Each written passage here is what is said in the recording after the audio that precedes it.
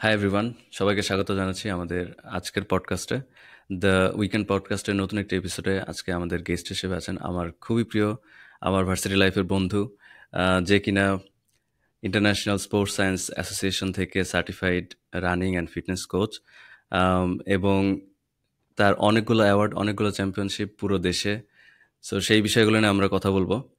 But তার আরেকটি পরিচয় আছে, সেটি হচ্ছে আহ, সে বাংলাদেশ কৃষি বিশ্ববিদ্যালয় থেকে পড়ালেখা শেষ করে তারপরে অ্যাকচুয়ালি শেষ করে না, শেষ করার আগেই সে তার এই অ্যাথলেটের জীবন শুরু করছে এবং সেইগুলো নিয়ে আমরা আজকে আরো অনেক বেশি জানবো। সো ওয়েলকাম সাজ্জাদ, আহ, সাজ্জাদ হোসেন স্নিগ্ধ, আমার বন্ধু। Welcome to my podcast. Thank you, Anamal. Thank you for inviting me in this podcast. আমি হচ্ছে মোহাম্মদ সাজ্জাদ হোসেন স্নিগ্ধ। বাংলাদেশ কৃষি বিশ্ববিদ্যালয় থেকে 2017-তে পড়ালেখা শুরু করে দেন দৌড়, সাইক্লিং, সুইমিং, স্কেটিং সেগুলো এবং পরবর্তীতে দৌড়টাকে আরো প্যাশনেট ভাবে শুরু করা এবং as a marathon runner plus ISA certified running coach. So thank you again to invite me this program. Hopefully, podcast take you will enjoy and will make it more conversational. Thank you Sajjad, তোর সময় বের করে আসছিস। এর মধ্যে তুই অনেক ব্যস্ত আমি জানি। তো অনেকগুলো প্রশ্ন থাকবে পডকাস্টের শেষ অংশে বা দ্বিতীয় অংশে, বাট প্রথমে আমি দুটো প্রশ্ন দিয়ে শুরু করতে চাই। একটা খুবই কমন প্রশ্ন যে আহ, আমরা দেখি যে অনেক সময় ভার্সিটি স্টুডেন্টরা তারা তাদের পড়ালেখার পাশাপাশি তাদের প্যাশন নিয়ে অনেক বেশি সময় দেয়। আহ, বিশেষ করে তারা দেখা যায় যে কোনো ক্রিয়েটিভ কাজকর্ম করে, অথবা হচ্ছে তারা ব্যবসা শুরু করে। এন্টারপ্রেনারশিপ খুবই পপুলার আমাদের দেশে। অনেকে গান শুরু করে, ব্যান্ড দল শুরু করে। তোর কেন মনে হলো যে খেলাধুলার দিকে যাওয়া দরকার, বা স্পেসিফিকলি যেই খেলা, আহ, যেমন দৌড়ানোকে কেউ আসলে বাংলাদেশে খেলা হিসেবে কনসিডার করে কিনা এটাও একটা সন্দেহের বিষয়। কিন্তু সেই সময়ে যে তুই কিভাবে এটাকে আসলে এত সিরিয়াসলি নেওয়ার মতো চিন্তা ভাবনা করলি, বা কখন থেকে সেটা শুরু হলো? সেটা কি ভার্সিটি লাইফে নাকি কলেজ লাইফ থেকেই? এবং আমার পরের প্রশ্ন হচ্ছে, তোর একদম শুরু থেকে এই পর্যন্ত যে তুই আসছিস সেই জার্নিটা যদি সংক্ষেপে আমাদের দর্শকদের একটু জানাতে। Okay, so যেহেতু গ্রামে ছোটবেলা থেকে রংপুরের বদরগঞ্জ নামে একটা উপজেলা থেকে উঠে আসা, সো ফরচুনেটলি আমার পড়ালেখা ছিল Kolahati cantonment public school and college. So ছোটবেলা থেকে খেলাধুলার প্রতি একটা আলাদা নেশা ছিল এবং অলওয়েজ খেলাধুলার ভিতরেই থাকতাম। যতটুকু না পড়ালেখা করতাম তার থেকে বেশি খেলাধুলা করতাম এবং ক্রিকেট ছিল অনেক জনপ্রিয় একটা স্পোর্টস আমার জন্য এবং ক্রিকেট অনেক ভালো খেলতাম।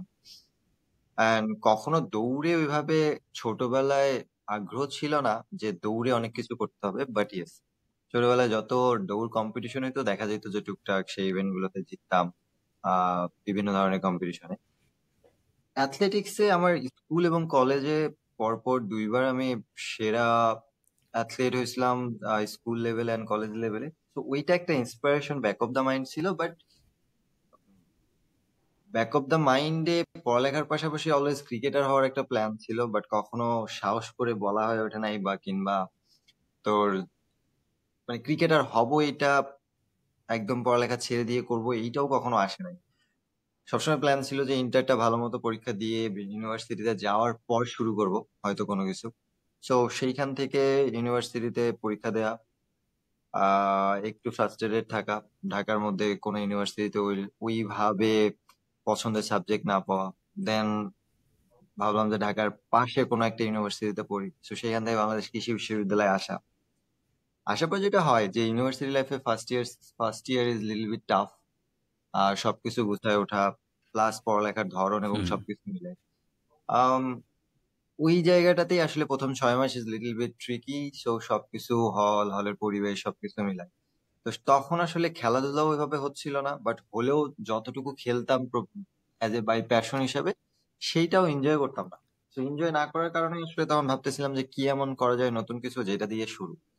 তো তখন ফরচুনেটলি স্কেটিং এর উপর একটা নেশা থাকে, সো স্কেটিং করা শুরু করি। স্কেটিং এর পর সাইক্লিং করা শুরু করি, সাইক্লিংটা ভালো মতো করি।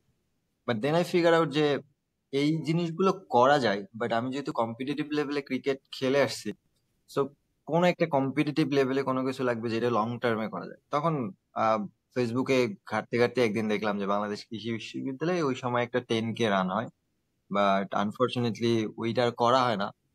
আর যেহেতু বিওএলসি নামে একটা প্রতিষ্ঠান আছে আমাদের আন্ডার গ্রাজে সবাই চিনি, তো সেখানে দেখলাম একটা 5 কিলো রান অ্যারেঞ্জ করতেছে ঢাকায়। পরে ভাবলাম যে আচ্ছা ঠিক আছে, স্কুল কলেজে তো 1500 মিটার 800 মিটার অনেক ভালো দৌড়াতাম, তো একটু ট্রাই করে দেখি যে কেমন হয়। তখনও জানতাম না যে কেমন কত ভালো দৌড়ে। ওর আগে 1-2 সপ্তাহ একটু প্র্যাকটিস করে বিওএলসি তে গেলাম, একটু লেটে শুরু হইলো। এন্ড দেন দেখলাম যে এটা কি হচ্ছে 2017 সালের কথা? 2017 সালের মাঝামাঝি, প্রায় জুন জুলাই এর কথা। তো দেখলাম যে না, হুম, ভালো দৌড়ালাম মোটামুটি। প্রথম পাঁচ হুম, কিলো 20 কিলো 20 মিনিটের মধ্যে দৌড়ালাম, ফোর্থ হইলাম। তো ফোর্থ হওয়াটা ট্রিগার্ড মি, ওইটা অনেক বেশি ইন্সপিরেশন ছিল। হয়তো ফোর্থ না হয়ে আরো পরে 20-25তম হইলে হয়তো আজকে এই জায়গায় আসতাম না। সো ফোর্থ হওয়ার ট্রিগার মি যে না, আর অল্প একটু হলে I can be the podium, right? So ওই জায়গাটা ট্রিগার করছে।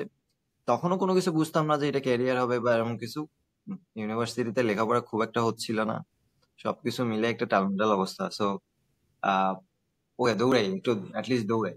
সো দৌড়টা তখন থেকে শুরু হয় এবং তখন থেকে আসলে প্যাশনেটলি দৌড়টা রান করা হয়। এটা 2018 সালের কথা অ্যাকচুয়ালি। সো এর আগে সাইক্লিং, স্কেটিং ওকে। এগুলো করা হয়েছে, বাট কম্পিটিটিভলি যখন করলাম, দৌড় শেষে যখন একটা মেডেল পেলাম, তখন একটা নতুন ভালো লাগা কাজ করে।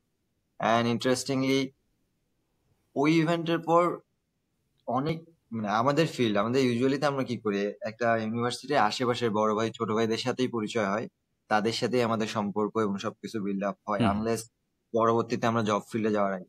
বাট ওই ইভেন্টে I introduce a lot of people যারা অন্যান্য প্রফেশনে দে আর ইন দা ডুইং গ্রেট।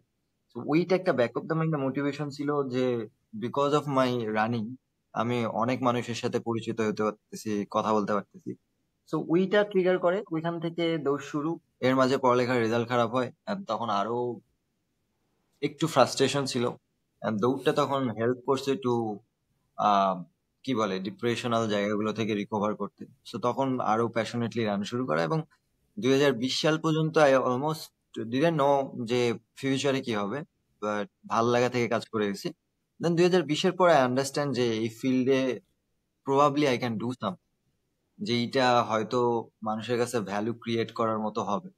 তো 2020-এর দিক থেকে আসলে ছোট ছোট করে ট্রেনিং করানো শুরু। এতদিন দৌড়াইতাম, বিভিন্ন ইভেন্টে পার্টিসিপেট করতাম, ফার্স্ট সেকেন্ড থার্ড হইতাম। সো ওইটা আলাদা একটা অ্যাড্রিনালিন রাশ ছিল, যেটার পিছনে ছুটতাম। এখন একটু কমে গেছে, এখন হয়তো মোর বড় বড় গোলে ফোকাস করি। বাট ওইটা হওয়ার পর দেন 2020-এর পর থেকে যখন কোভিড শুরু হয়, দেন আই আন্ডারস্ট্যান্ড যে না, এক তো একাডেমিকলি 1-2 বছর পিছিয়ে আছি, অ্যান্ড কোভিড ইজ হিট করলো। তো তখন পড়ালেখা আরো পিছিয়ে যাচ্ছে। ওই জায়গাটাতে চিন্তা করা শুরু করি যে আসলে কি করা যায়। তো তখন ভাবলাম যে যেহেতু এই ফিল্ড আছে, let's find out a something যেখান থেকে মানুষকে ভ্যালু প্রোভাইড করা যায় এবং ওই ভ্যালু থ্রুতে I can build up career. So তখনও ফুললি প্রফেশনালি করব ফুল টাইম এমন চিন্তা ছিল না, হয়তো চিন্তা ছিল যে যা কিছুই করি পাশাপাশি এটা চালাবো। এন্ড দেন ওখান থেকে শুরু হওয়ার পর যেইটা কাজে লাগছে সিমিলারলি ওই আগের 3-4 বছরের নেটওয়ার্কটা হেল্প মি আলট। সো ইনিশিয়ালি আমি এমন কিছু ক্লায়েন্টকে পাই যাদেরকে ট্রেনিং করানো is more like motivational things for me. যতটা না তাদেরকে ট্রেনিং করাইছি, তার থেকে I learn a lot. So ওইখান থেকে ক্যারিয়ারটা আস্তে আস্তে বিল্ড হওয়া শুরু করে। এন্ড দেন 2022-23 সাল থেকে I focus on fully as a fitness and running coach. So আলহামদুলিল্লাহ, this is going good. Hopefully next day আরো বেটার ওয়েতে মানুষকে ভ্যালু প্রোভাইড করা পসিবল, এবং থ্রু দ্য ইম্প্যাক্ট বাংলাদেশের রানিংটাকে একটা বেটার কালচারাল থিংস বানানো পসিবল। সো সেটার জন্য ট্রাই করে যাচ্ছি। সো এইটা যদি বলি এটাই হচ্ছে শর্টকাট থিংস। এর মাঝে যদি বলি যে কেন রানের জিনিসটা হেল্প করছে, ওর কেন কোচিং প্রফেশনটা ট্রিগার্ড মি আ লট। আমি 2020-এর পরে 21-22-22-এর দিকে, প্রবাবলি 22-এর দিকে যখন আরো সিরিয়াসলি ট্রেনিং করা শুরু করি, তো শুরুর দিকে I train a person who is one of the biggest leading people who, মানে বাংলাদেশের গার্মেন্টস ইন্ডাস্ট্রির রাইট নাও টপ মোস্ট বস বলা যায়, রাইট? সো আমি দেখলাম যে তারা আমার কাছে ট্রেনিং হুম, করতে আসতেছে and they are being so humble and they are being so passionate about this and learning a new thing. So ওই ভ্যালুটা যখন বুঝতে পারলাম যে না, এই হুম, ভ্যালুটা আমার থ্রুতে যাচ্ছে অ্যান্ড পিপল এনজয় ইট, তখন আমি সিরিয়াসলি আরো সার্টিফিকেশন অ্যান্ড অল এগুলো নিয়ে ট্রাই করা শুরু করলাম, এবং 2022-এর শেষে 23-এর শুরুতে যে আমি আইসিএসএ সার্টিফিকেশনটা নিলাম। ওইটা যখন নিলাম, এবং ওখানে একটা চ্যাপ্টার ছিল যে coaching philosophy and psychological thing. তো তখন ফিগার আউট যে বাংলাদেশে যারা কর্পোরেট পিপল আছে, আমাদের work culture is not that much good compare to other country. অনেক বেশি সারাদিন বসে থাকতে হয়, অনেক বেশি কাজের স্ট্রেস থাকে। ওই জায়গাটা থেকে আমাদের মানুষের প্রোডাক্টিভিটি অনেক ডাউন হওয়া শুরু করে। সো কিভাবে ওইটাকে ইমপ্রুভ করা যায়, কিভাবে রানিং এবং ছোট ছোট ট্রেনিং এর ইনভেস্টমেন্ট গুলো তাদের লাইফে ইম্প্যাক্ট ফেলতে পারে, সেটা নিয়ে কাজ করি। এবং যেহেতু ওই রকম প্রফেশনাল লিডারদের সাথে কাজ করার একটা সুযোগ হয়েছে, তো তখন তাদের কাছ থেকে আর্ন আ লট এবং লার্ন আ লট, যে কিভাবে জিনিসগুলোকে আরো বেটার করা যায়, তাদের সাথে কিভাবে জিনিসগুলো করলে তারা বেটার ফিল করে, সেখান থেকে কাজ করা শুরু। দেন আস্তে আস্তে আরো জিনিসটা বড় হওয়া শুরু করে, and then এই তো আইমান সাদিক, শুভাশিস সোম, ভৌমিক ভাইদের সাথে কাজ করা, এবং আরো কিছু সেলিব্রিটিদের সাথে কাজ করা। এবং দেন আই ফিগার আউট যে না, এটা হ্যাঁ প্রাইমারিলি একদম টপ মোস্ট প্রায়োরিটি না, but if someone do something better for their field, they need to take care their health. So তখন আসলে আমাদের কাজটা আসে যে ব্যাক এন্ডে তাদের হুম। লাইফটাকে কিভাবে ইজি বানানো। অ্যান্ড ফরচুনেটলি আর আনফরচুনেটলি বাংলাদেশে রাইট নাও আমি একমাত্র বলা যায় full time running and fitness. তো ওই জায়গাটাতে বাংলাদেশে এখন কেউ নাই। So this is the things. কাজের প্রেশার আছে, অন্যান্য প্রেশার আছে, বাট আই এনজয় আবার। হোপফুলি নিজের ট্রেনিং, নিজের অ্যাচিভমেন্টের সাথে সাথে মানুষের ট্রান্সফরমেশন গুলোতে আরো হেল্প করতে পারবো, and they will enjoy it also. এই তো, এটাই বলা যায় শর্টকাটে লাইফ হিস্ট্রি।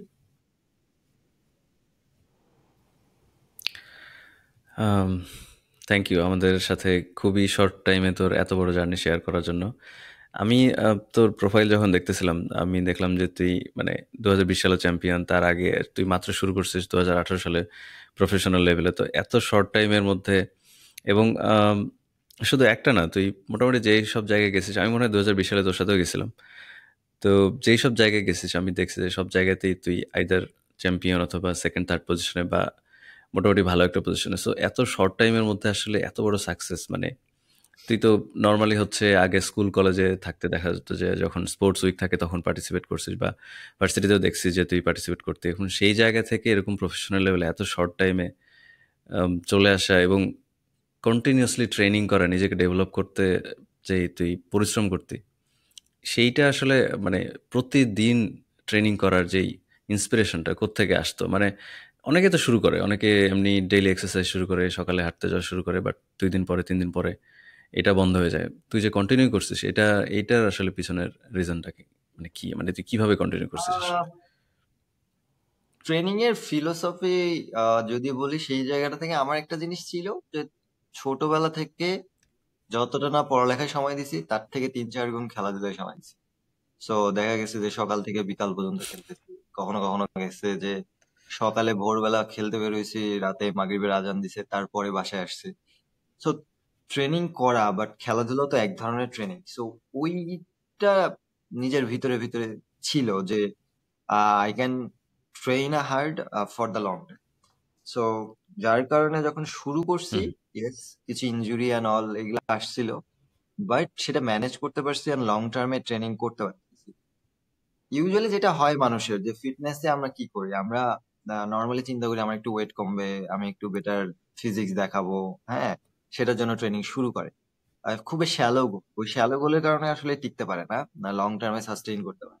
বাট আমার যেটা হয়েছে যে প্রথম ইভেন্টে ফিগার আউট যে আমি হয়তো এই ফিল্ডে ট্রেনিং করলে আরো অনেক ভালো করবো, যেহেতু ফোর্থ হয়েছি। তো তখন প্ল্যান ছিল যে কিভাবে ফার্স্ট সেকেন্ড থার্ড এর ভিতরে ঢোকা যায়, এবং আমি একটা লম্বা সময় 2018 জুলাইয়ের পর থেকে অলমোস্ট 2019 ডিসেম্বর পর্যন্ত এই সময়গুলোতে আমি ফার্স্ট হইতে পারতেছিলাম, always being second or third, second or third. তো that is triggered me lot, যে না, কোনোভাবে এই ব্যারিয়ারটা ভাঙতে হবে, and need to break it. And training করার কনসিস্টেন্সি ব্যাপারটা ছিল আসলে ওই সময় বাংলাদেশ কৃষি বিশ্ববিদ্যালয়ে যারা পড়ে দেন, যে ভেটেরিনারি সায়েন্সে পড়লে সকাল 8টা থেকে 5টা ক্লাস, ক্লাসের বাইরে অনেক ধরনের হুম। প্র্যাকটিক্যাল, এর বাইরে ফার্স্ট ইয়ার সেকেন্ড ইয়ারদের হলে ওই সময় অনেক বেশি পলিটিক্যাল প্রেশার, অ্যান্ড অল, সেইটার জন্য আসলে সবাই অলওয়েজ ফ্রাস্ট্রেটেড থাকতো। And আমার ক্ষেত্রে যেটা হয়েছে, পড়ালেখা থেকে একদম অলমোস্ট ডিটাচ ছিলাম, খুব একটা পড়ালেখা করি নাই। জাস্ট ক্লাসে যাইতাম আর আসতাম ফর অ্যাটেন্ডেন্স, যাতে এক্সাম রুমে বসতে পারি। সো তখন আসলে ব্যাক ক্লাস করতো যে আসলে আর কিছু করার নাই। এবং এই ফাইনালি অনেক কিছু ট্রাই করছি, like graphic designing, video editing, হ্যাঁ, ওই সময় 2018-তে। দেন ছোট ছোট বিজনেস হাবিজাবি, বাট কোনো কিছুই না মানে মন থেকে আসতেছিল না। একটা জিনিস ছিল যে মন থেকে আসে সবসময়, সেটা হচ্ছে খেলা। অ্যান্ড দেন এই যে ক্রিকেট খেলতে গেলে টিম লাগে, টিমের উপর অনেক ডিপেন্ডেন্ট হইতে হয়, মানুষের উপর ডিপেন্ডেন্ট হইতে চায়। আমি একা চাইলে তো ফুটবল ক্রিকেট খেলতে পারবো না। Then I figure out the things, skating, cycling, যেগুলো একা একা করা যায়। তারপরে রানিং এ যখন দেখলাম যে না, ভালো করার চান্স আছে, তখন রানিং এ ঢুকলাম। অ্যান্ড যখন ঢুকে গেলাম একবার, মানে ইনিশিয়ালি ফিগার আউট যে ফার্স্ট সেকেন্ড থার্ড এর জায়গাটা, তখন আমি আউটসাইড অফ দ্য ওয়ার্ল্ড, কারণ বাংলাদেশ কৃষি বিশ্ববিদ্যালয়ে পড়তেছি, খারাপ রেজাল্ট হচ্ছে, পড়ালেখা করতে পারতেছি না। সো ফ্রেন্ড সার্কেল বা ওরকম পড়ালেখার দিক দিয়ে হয় না। হ্যাঁ, আউটার সাইড দিয়ে অনেক হয়েছে, বাট পিওরলি পড়ালেখা, একসাথে ক্লাসে যাচ্ছে, একসাথে পড়তেছি, এরকম খুব একটা কম হয়েছে। People are also feel that যে ও তো খুব একটা পড়ালেখা করে না, ওর সাথে আসলে এই টাইপের ডিসকাশনে যাওয়াও যাবে না বা হয়ও না। বাট আমার আরেকটা মানে ওয়ার্ল্ড তৈরি হয়েছিল ওই সময় 19-20-এর দিকে, যেটা হচ্ছে রানিং কমিউনিটি। বিডি রানার্স নামে একটা প্ল্যাটফর্ম, তারপরে বাংলাদেশে যে টুকটাক রান হইতো সেগুলো, ওই ওই জায়গাটা থেকে একটা out of the university campus আমার আরেকটা ওয়ার্ল্ড তৈরি হয়, আরেকটা জগৎ তৈরি হয়, যে জগতে মানুষজন আহ অনেক অনেক ইজিলি, অনেক হাম্বল ওয়েতে একসেপ্ট করে আমাকে। হ্যাঁ, এবং সেখানে মানুষ অলওয়েজ পুশ মি হার্ড, যে গিভিং দ্য মোটিভেশন দ্যাট ভাই আপনি যদি করেন ইউ উইল ডু বেটার। হ্যাঁ, এবং আপনার গ্রাজুয়ালি এটা করতে হবে। সো তখন আসলে ওইটা নিজেকে অনেক বেশি মোটিভেট করে to make it the platform. So people বুঝতো না যে আমি আসলে বাংলাদেশে এগ্রিকালচার ইউনিভার্সিটিতে আসি, দৌড়াচ্ছি, সারাদিন দৌড়াই এই ছেলেটা। বাট আই নো দ্যাট দৌড় শেষে ডাটাটা একটা জায়গায় শেয়ার করব, ওইখান থেকে মানুষ কমেন্ট করবে, to have the people like that those are running fast, যেটা তখন ছিল না। তো ওই কালচারের ভিতরে যখন ঢুকে গেছি, তখন I figure out hmm, hmm. অনেক নিজের অনেক মেন্টর যারা আমাকে গাইড করছে to how to run and how to be inconsistent. তো সেইটা অনেক বেশি ইজি হয়েছে। ইজি হওয়ার পর যেটা হয়েছে যে ট্রেনিংটা করছি, রিসোর্সের প্রবলেম ছিল, ওই সময় নিউট্রিশনের প্রবলেম ছিল, বাট স্টিল গোয়িং। একটা জিনিস ফিগার আউট করছি যে না, ডে বাই ডে অ্যাটলিস্ট ট্রেনিংটা করতে হবে। সো ট্রেনিংটা কন্টিনিউ করতে খুব বেশি কঠিন হয়নি আমার জন্য কন্টিনিউ করা, বিকজ ওই যে ব্যাক মানে ব্যাকে একটা কমিউনিটি ছিল যারা অলওয়েজ সাপোর্ট করতো, পুশ করতো।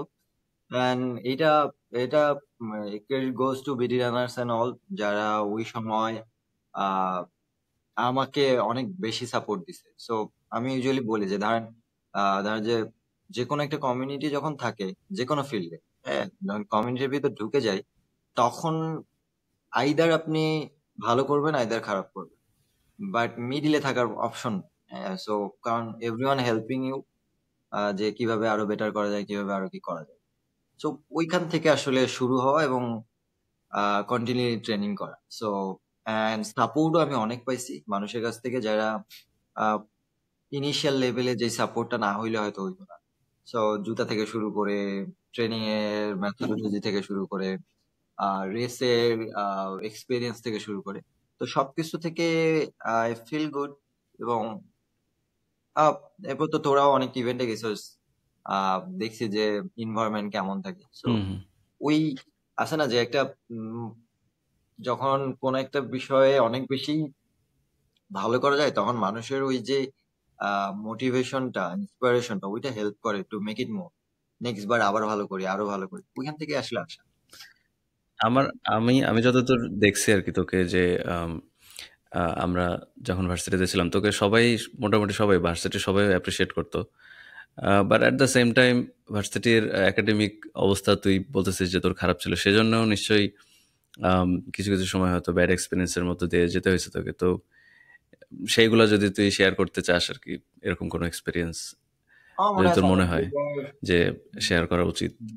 2019-এ একটা প্রোগ্রাম ছিল, which is called, মানে আমার জীবনের সব থেকে লম্বা দূরত্বের দৌড় 80 কিলোমিটার আল্ট্রা রানে। সেই প্রোগ্রামটা শুরু হয়েছিল রাত 10টায়, এবং আমার বিকালে একটা পরীক্ষা ছিল, ভাইবা ফাইনাল এক্সাম, অ্যারাউন্ড 3টার দিকে। সো আমার মনে আছে যে ওই সময় আমি ডুইং পড়ালেখার অত তো সিরিয়াসও ছিলাম না, অতটা পারতামও না।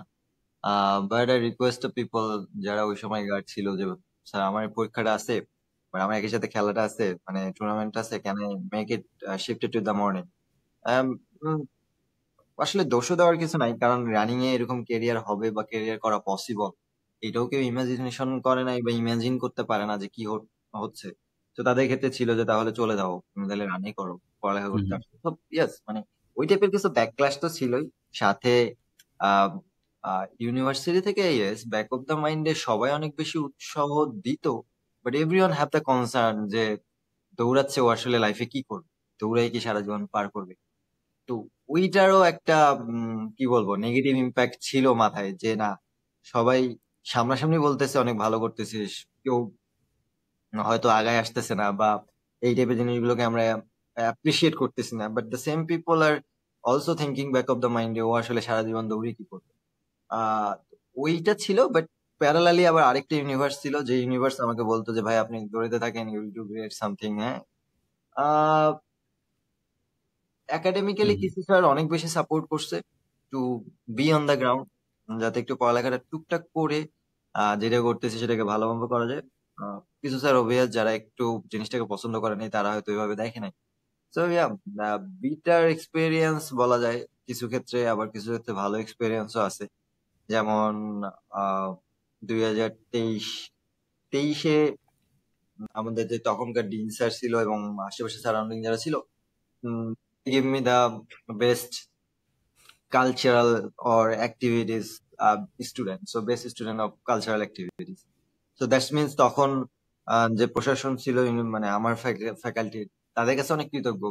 দে ফিগার আউট যে ঠিক আছে, ছেলেটার 1-2টা বছর ড্রপ গেছে, বাট স্টিল সে হয়তো কালচারালি এমন কিছু করতেছে যেটা ফ্যাকাল্টি এবং বিশ্ববিদ্যালয়ের জন্য সুনাম বয়ে আনতেছে। কারণ ওই সময় আমি ইউনিভার্সিটির হ্যাঁ, inter university, almost all university, বাংলাদেশে যত ইউনিভার্সিটি আছে ওইখান থেকে I got the gold medal from half marathon. তো সেইটাও ট্রিগার করছে। তো তখন তারা হয়তো বুঝতে পারছে যে না, সবার জন্য তো পড়ালেখাটা ওই লেভেলে না, but someone can do something যেটা ইউনিভার্সিটির অন্যান্য পার্সপেক্টিভে বেটার করা যায়। তো ওইটাও যেমন তারা করছে, ওই অনারটা যখন করছে, ফিল গুড। হ্যাঁ, হয়তো সবাই ওটাকে ভালো চোখে দেখেনি, যে না ওকে আসলে দেওয়ার কিছু নাই, বাট যে কয়েকজন টিচারই করছে, সো আই ফিল গুড। এবং ওইটাও একটা মোটিভেশন ছিল যে না, অ্যাটলিস্ট নিজের ফ্যাকাল্টি জিনিসটাকে একটু হলেও কি বলা যায়, মানে জায়গা দিছে, স্পেস দিছে, যে না তুমি হয়তো এই জিনিসটা করো। সাপোর্ট দিছে আর কি, যে একটু জায়গা দিছে। হ্যাঁ, তো এই তো ভালো খারাপ দুটোই ছিল। আমি আচ্ছা, বলবো যে আমি একদম খারাপটা এখন খুব হচ্ছে একটা মনে করি না। স্পোর্টসে স্পোর্টসে ফিরে আসি। হুম। সেটা হচ্ছে তোর ইন্টারন্যাশনাল স্পোর্টস সায়েন্স অ্যাসোসিয়েশন থেকে যে তুই সার্টিফিকেশন নিছিস, তো এখন যদি নতুন কেউ এই ধরনের সার্টিফিকেশন নিতে চায়, তাহলে তাকে কোন ধরনের স্টেপ ফলো করতে হবে, বা কিভাবে কি করতে হবে আসলে? সার্টিফিকেশন নেওয়াটা easy. The thing is important, সেটা হচ্ছে প্যাশন এবং জানার আগ্রহ। বিকজ ইউ অলসো নো যে যে কোনো একটা প্রতিষ্ঠানে সার্টিফিকেট থাকা মানেই সে আসলে বেস্ট, ব্যাপারটা এমন না। রাইট, এখন আমি যদি বলি আমি আন্ডার গ্রাজুয়েট কমপ্লিট করছি লাস্ট কিছুদিন আগে, 6 মাস আগে। সো কিন্তু আমি কি ভেটেরিনারি সায়েন্সের অনেক কিছু জানি? বাট আমার কাছে সার্টিফিকেশন আছে, রাইট। অনেক কিছু তো জানি না বা ওই রকম প্র্যাকটিসও করি নাই। আহ এই টাইপের সার্টিফিকেশন গুলো অনলাইনে থ্রু 1 বছরের course, is kind diploma course, আপনি অনলাইনে করে ফেলতে পারবেন। জাস্ট যে গুগলে সার্চ দিলে হবে যে I want to be a running coach from ISS. হ্যাঁ, তাহলে ওদের যে কোর্স মডিউল আছে পড়বেন, পরীক্ষা দিবেন না। বাট যেটা ইম্পর্টেন্ট, কেউ যদি এই টাইপের কোচিং করতে চায়, তাহলে তাকে আসলে নিজে এক্সপিরিয়েন্স করতে হবে on the fit.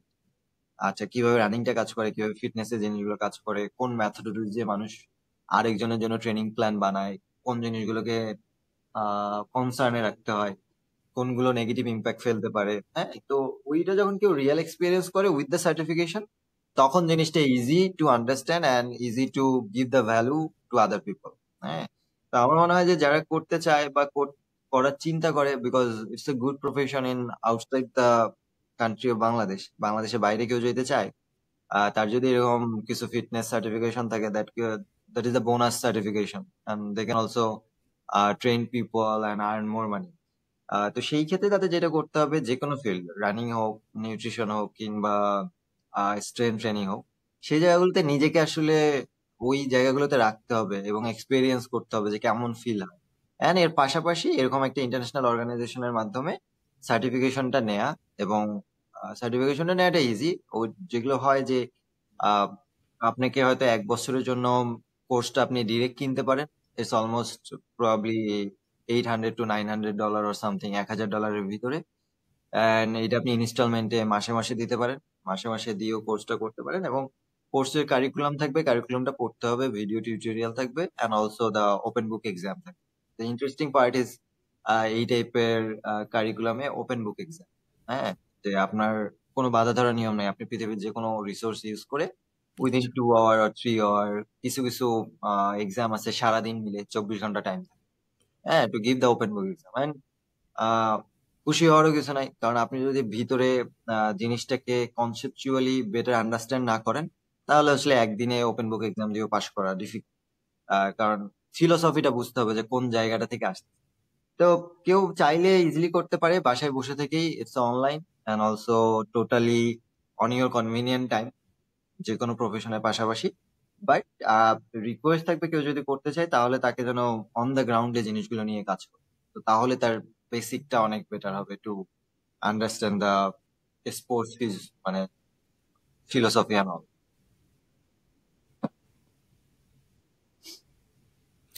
Okay. So certification হয়ে গেল, তোর সার্টিফিকেট পাইলি, তারপরে আম, এই যে তুই প্রফেশনাল ট্রেনার হিসেবে তোর জার্নি শুরু করলি এবং সেখান থেকে তোর ক্লায়েন্ট পাওয়া, অবশ্যই তোর নেটওয়ার্কিং তোকে হেল্প করছে অনেক, যে তুই ওর মাধ্যম দিয়ে তোর ক্লায়েন্টগুলো পাইছিস। But at the same time আরও বড় বড় লেভেলের ক্লায়েন্ট পাইতে গেলে, অথবা যাদেরকে আমরা বলি সেলিব্রিটি, সেই সব ক্লায়েন্ট যখন তুই পাস, সেক্ষেত্রে সেই পাওয়ার প্রসেসটা কি, বা সেক্ষেত্রে কতটুকু স্ট্রাগল করতে হয়েছে তোকে? ফর্চুনেটলি আমাকে খুব বেশি স্ট্রাগল করতে হয় নাই, because of the personal branding and নিজের অ্যাচিভমেন্ট, যেইটা আমার ক্ষেত্রে কাজে লাগছে।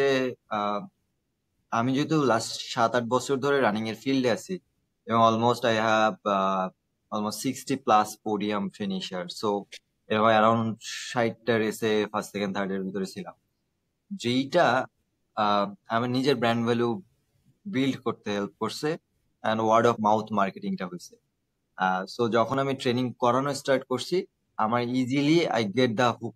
হ্যাঁ, মানুষ আমার কাছে, কিছু মানুষ শুরুতেই চলে আসছে, যেটা হয়তো একদম যদি এই ব্যাকগ্রাউন্ডটা না থাকতো, নিজে ফার্স্ট সেকেন্ড হুম। থার্ড হওয়ার, তাহলে হয়তো ডিফিকাল্ট হতো, কারণ ট্রাস্ট বিল্ডিং এর জায়গাটা ছিল। তো আমার যেহেতু ওই ট্রাস্ট বিল্ডিং এর জায়গাটা ছিল, তো আমি ইনিশিয়ালি কয়েকটা ক্লায়েন্ট পাইছি, অ্যান্ড অবভিয়াসলি যখন ওই কয়েকটা ক্লায়েন্টকে বেটার রেজাল্ট দিতে পারছি, দ্যাট মেক্স মোর সেন্স যে না, তাহলে হয়তো আরো বেটার করতে পারি, অ্যান্ড ওইটা ওয়ার্ড অফ মাউথে গেছে। কেউ যদি শুরু করতে চায় এই ফিল্ডে রাইট নাও, বাংলাদেশ কিংবা বাংলাদেশের বাইরে, প্রথম কাজ অবভিয়াসলি সেকে ফার্স্ট সেকেন্ড থার্ড হইতে হবে, not mandatory, but understanding the body, human বডিটাকে বুঝতে হবে এবং ইন্ডিভিজুয়ালিটি বুঝতে হবে, রাইট? যদি আমি এখন তোর সাথে এক ধরনের ফিটনেস প্রোগ্রাম প্ল্যান করি, আর আরেকজনের সাথে ফিটনেস প্ল্যান করি, তো তাহলে আমি যদি একটা মুখস্থ প্ল্যান ধরে দেই, তাহলে আসলে হবে। এইখানে আহ, তোর হয়তো এক ধরনের বডি স্ট্রাকচার এবং কালচারাল লাইফস্টাইল হ্যাবিট, আরেকজনের আরেক। So we understand individual body, যে ওর বডি মানে আরেকজন বডির ভিতরে কি ঘটতেছে, সেইটা সেইটা যদি কেউ বুঝে এবং সেটাকে যদি সে রাইট ওয়েতে প্রকাশ করতে পারে, তাহলে I think easy to the client initially. And যেটা ছিল এর বাইরে, যেহেতু যেটা বললাম একটু আগেও, যে আমি বাংলাদেশে প্রথম অলমোস্ট কমার্শিয়াল লেভেলে বা প্রফেশনাল লেভেলে রানিং অ্যান্ড ফিটনেস কোচ, আর বাইরে নাই। সো আমার ক্ষেত্রে easy to get the client, because কেউ যখনই রানিং শুরু করতে চায়, তখন যখন খুঁজে যে কার কাছ থেকে শিখবো, তখন আমার নামটা সবার আগে আসে। সো ওইটাও যদি আমরা বিল্ড করতে পারি, সামহাও এটা বিল্ড করার হুম। ক্ষেত্রে আমার নেটওয়ার্ক লাগবে, যেটা আমার ছিল। তো আমরা ওই নেটওয়ার্কটা কিভাবে বিল্ড করতে পারি, নিজের পার্সোনাল ব্র্যান্ডিংটা আর কিভাবে করতে পারি। যেমন এখন কন্টেন্ট অনেক বেশি popular, so with content people can understand how you talk and how you deliver the message. So কেউ যদি এই আমার মতো ফার্স্ট সেকেন্ড থার্ড নাও হইতে পারে, but he want to be a coach, সে মনে করে যে আমি বুঝাইলে মানুষ বুঝবে এবং সে অনুযায়ী কাজ করবে, তাহলে সে কন্টেন্ট দিয়েও টুকটাক করতে পারে, লেখালেখি, ভিডিও বানানো, এগুলো দিয়েও। অ্যান্ড অলসো বেটার যে জিনিসটা রাখবে, যাকেই পাই আমি ক্লায়েন্ট পাবোই, আজ হোক কাল হোক, আমি যদি একটা প্রফেশনে থাকি কাউকে না কাউকে পাবো। বাট তার জন্য আমি রেজাল্টটা বের করে নিয়ে আসতে পারি অ্যান্ড ডাটাটাকে ক্লিয়ারলি ভিজুয়ালাইজ করে দিতে পারি যে দিস ইজ হাউ 6 মান্থ, 6 মাস আগে আপনি যা অবস্থায় ছিলেন, 6 মাস পরে আপনি এই অবস্থায় আছেন, এই চেঞ্জ গুলো হয়েছে। তখন যখন ভিজুয়ালাইজ করে দেওয়া যায় যে এই চেঞ্জ গুলো হয়েছে, তখন না easy to convey your message to others. So তখন ওই ওয়ার্ড অফ মাউথ মার্কেটিংটা অনেক ভালো। সো আমার ক্ষেত্রে ওইটা অনেক বেশি হয়েছে। অ্যান্ড আরেকটা জিনিস হেল্প করছে to make the collaboration. So যাদের সাথে ট্রেনিং করছি ছোট ছোট কোলাবোরেশন করা। So tricks and tricks basic, মানে if you think as a business, অন্যান্য বিজনেস যেভাবে কাজ করে এই বিজনেস তো অবভিয়াসলি সেম ভাবে কাজ করে। কিছু ক্ষেত্রে একটু ডিফারেন্স আছে, but most of the time ওই একই, যে কিভাবে আমি মার্কেটিং করতেছি, মানুষকে কিভাবে বোঝাচ্ছি, ভ্যালুটা আসলে কি, মানুষ আমার কাছ থেকে টাকা দিয়ে ট্রেনিং করবে, সো আমি আসলে কি কোন ভ্যালুটা প্রোভাইড করতেছি, ওই ভ্যালুটা আইডেন্টিফাই করাটা ইম্পর্টেন্ট। অনেকেই বুঝে না যে আসলে আমার কোর ভ্যালু কি, কোন ভ্যালুর জন্য আমি অন্যদের থেকে আলাদা। সেটা যদি কেউ বের করে ফেলতে পারে, যেমন আমার ক্ষেত্রে ইয়েস, আই কোর ভ্যালু হচ্ছে running and also taking the personal touch, হ্যাঁ, গিভিং দ্য পার্সোনাল টাচ, যে না একটা মানুষকে অলওয়েজ টেনে ধরে রাখা, being in the right track, যখন একটু ছুটে যাচ্ছে আবার টেনে নিয়ে আসা। ওই কিছু কিছু জিনিস যদি কেউ টার্গেট করতে পারে এবং ওইভাবে বিল্ড করতে পারে, এই ফিটনেস ইন্ডাস্ট্রি ইজ হিউজ, মার্কেটটা অনেক গ্রো হচ্ছে। বিশেষ করে ওয়েট কমানো, অবেসিটি প্লাস রানিং যেমন জনপ্রিয় হচ্ছে, আরো অন্যান্য জিনিস নিয়ে আছে। তো আমাদের মতো যারা সায়েন্স ব্যাকগ্রাউন্ডে, বিশেষ করে আহ, আমাদের ইউনিভার্সিটিতে যারা এগ্রিকালচারে পড়ে, ভেটেনারিতে তো পরে দুই দুই সেক্টরে যাইতে পারে, এগ্রিকালচারে যারা পড়ে তারাও নিউট্রিশন নিয়ে কাজ করতে পারে, because they understand the whole philosophy of the food. হ্যাঁ, তো সেই জায়গা থেকে তারা যদি নিউট্রিশনে আসে, নিউট্রিশন কোচ হিসেবে আসে, ভেটেনারি থেকে বা অন্যান্য প্রফেশন থেকে যদি আসে, তাহলে মোর ডাইভার্সিফিকেশন হয়। কারণ একটা ব্যাকগ্রাউন্ডের পড়ালেখা তার অলরেডি আছে, আরেকটা ব্যাকগ্রাউন্ডের পড়ালেখা যখন সে লার্ন করবে, দুইটাকে মার্জ করে একটা বেটার রেজাল্ট দেওয়া পসিবল। তো আমার ক্ষেত্রে যেমন ইজি হয়, যে আমি যখন বুঝি হুম যে হুম ব্লাড সার্কুলেশন কিভাবে হবে, ব্লাডের ভিতর দিয়ে কি কি জিনিসগুলো কাজ করে, আমার পড়ালেখা ওটা ছিল। তো তখন যখন হিউম্যান বডিতে আসছে, তখন ইজি টু আন্ডারস্ট্যান্ড যে আচ্ছা ঠিক আছে, এই মানুষটার ব্লাডে প্রি ডায়াবেটিস এর সিমটমস আছে, so তাহলে আমার তাকে কার্বটাকে আগে খাওয়ানো যাবে না। সো কার্ব আমি খাবো, বাট আগে প্রোটিনটাকে এক্সপোজ দিতে হবে। তো ছোট ছোট জিনিসগুলো তখন অনেক বেশি ট্রিক্স হিসাবে কাজ করে টু ট্রান্সফর্ম সামওয়ানস লাইফ। তাহলে ভেটেরিনারি পড়ালেখা তোর কাজে লাগতেছে আলটিমেটলি। ইয়া পার্শিয়ালি বলা যায়, খুব বেশি না, বাট আচ্ছা, তোর হচ্ছে ভালো। ট্রেনিং করানোর এক্সপিরিয়েন্সটা কেমন? যদি আমি বলি যে আয়মান সাদিক ভাইয়ের মতো একজন সেলিব্রিটি, শুধু সেলিব্রিটি পয়েন্ট অফ ভিউ থেকে না, উনি একজন টিচার। সো উনি সবাইকে টিচ করে অভ্যস্ত, কিন্তু উনি লার্নার হিসেবে কেমন? বা আসলে ট্রেনিং এর সময় উনি কোনো কিছু ডিকটেট করার চেষ্টা করে কিনা? ইন্টারেস্টিং পার্ট হচ্ছে আয়মান সাদিক ভাই, শুভাশিস ভৌমিক ভাই বা আরো যারা সেলিব্রিটি আছে, তাদের কাছে তাদেরকে ট্রেনিং করাটা মোর ইজি। যেটা আগে প্রথম দিকে আমি ভয় পারতাম যে আচ্ছা, এই মানুষগুলো লক্ষ লক্ষ মানুষকে মানে অলওয়েজ শেখাচ্ছে, নিজে as a teacher and motivator, তাকে আমি কিভাবে মোটিভেট করব, তাকে আমি কিভাবে ইয়ে করবো। But when I go through the process, যখন তাদেরকে ট্রেনিং করানো শুরু করলাম, I figure out the interesting part, they don't show themselves যে তারা সবকিছুতে নো, তারা যেটাতে পটু না, তারা অকপটে জিনিসটা স্বীকার করে, and they R a good, কি বলবো, টিচার যেমন অনেক, তেমনি স্টুডেন্ট হিসাবে। সো এইটা আমার ক্ষেত্রে একটা নতুন লার্নিং ছিল, যে না, আমরা আছি না যে ওকে আমি একটা জায়গায় অনেক বড় কিছু করে ফেলছি, বাকি যারাই আসুক তাদের সাথে একটু মাতব্বরি করার ট্রাই করি, অ্যান্ড আই ডিডেন্ট মানে feel that kind of things. তো আমি যখনই গেছি, দে ফিগার আউট যে না ভাই, আমার এই জিনিস করতে হবে, and I want to make this things, আমি কিভাবে করবো। এন্ড আমি যে মেথডটা বলছি বা যে প্রসেসটা আগাইছি, they just undoubtedly follow this. হ্যাঁ, একদম ওই জিনিসটা ফলো করার চেষ্টা করা। হ্যাঁ, এবং জানা বোঝার চেষ্টা করা, শেখার চেষ্টা করা। তো ওই যে শেখার চেষ্টা এবং humbleness, that trigger out me যে না, হোয়াই তারা বাংলাদেশে এত জনপ্রিয় এবং তারা কিভাবে মানুষকে আসলে এই লেভেলের ইম্প্যাক্টটা ক্রিয়েট করতে পারছে। সো আমি অলওয়েজ মানুষকে বলি যে শুভাশিস ভাই, আয়মান ভাই, এদেরকে যখন ট্রেনিং করাইতে গেছি, অ্যাজ এ তাদেরকে ট্রেনিং করাইছে, তাদেরও উপকার হয়েছে, তারাও বেটার ফিটনেস অ্যাচিভ করছে। বাট ব্যাক অফ দ্য মাইন্ডে আমি হয়তো তাদের থেকে বেটার শিখছি। হ্যাঁ, সো মেন আমি হয়তো, তারা হয়তো অন্য দিক দিয়ে আমার মেন্টর, আমি হয়তো তাদের ফিটনেস এর দিক দিয়ে mentor, but I learned a lot. And it's a really honor to train them, and also having someone যারা এই লেভেলের ইম্প্যাক্ট ফেলার পরেও making time for their body. So প্রায়োরিটিটা তারা ডিফাইন করতে পারছে যে ওকে, আমি যত কিছুই করি, if my health is not good, তাহলে আসলে কাজ। তো ওই যে আন্ডারস্ট্যান্ডিং থেকে মানুষকে মোটিভেট করা, বিকজ থ্রু আয়মান ভাই, থ্রু শুভাশিস ভৌমিক, তারাও বাংলাদেশে রানিং এবং ফিটনেস এর যে ইম্পর্টেন্স, সেটা কিন্তু বোঝাইতে সক্ষম হচ্ছে। This is for me as a coach খুবই খুবই গুরুত্বপূর্ণ, কারণ আমি অ্যাজ এ ছোট পার্সন হিসাবেও এতটা মেসেজ কিন্তু হিউজ লেভেলে অডিয়েন্সকে দিতে পারবো না, পারি নাই। বাট তারা ওটা ইজিলি দিতে পারছে, এবং ওইখান থেকে সবার এই ফিল্ডে গ্রোথটা অনেক ভালো হয়েছে। So huge credit to them, and thanks again তাদেরকে টু আমাকে ওই সুযোগটা দেয়া যে না, অ্যাজ এ কোচ হিসেবে তাদের সাথে কাজ করা, এটা মানে it's a life time experience and honourable experience. এখনো তো তাদের সাথে কাজ করতেছিস, হ্যাঁ, এখনো কাজ তাই তো? করতেছি। এখন আমাদের গোলগুলো আরো আস্তে আস্তে কঠিন হচ্ছে।